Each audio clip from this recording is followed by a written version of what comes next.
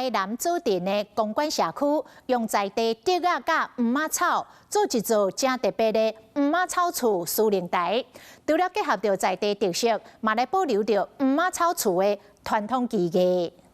工作人员将黄仔草贴好绑起来，这是组镇公馆社区当咧进行的社区营造，由文化局的经费补助，甲老社区的建筑做修复，打造一个有在地意义的黄仔草厝。今年的雨季特别长，所以它毁坏的非常的快速。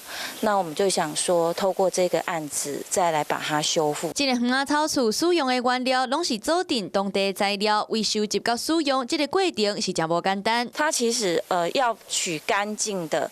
然后又要把它里面的一些杂草给去除掉，其实是非常困难的一件事情。这个工课看起来真简单，不过背后嘛需要丰富的经验。这个修复计划上大的意义就是保留这个传统的工艺，营造一个特色环境之外，那也希望把这样子的一个传统的工艺继续留下来。这个小小的黄仔草厝嘛，互社区未来加一个多元使用的空间，嘛，互参观的民众会当熟悉黄仔草厝相关的知识甲传统工艺。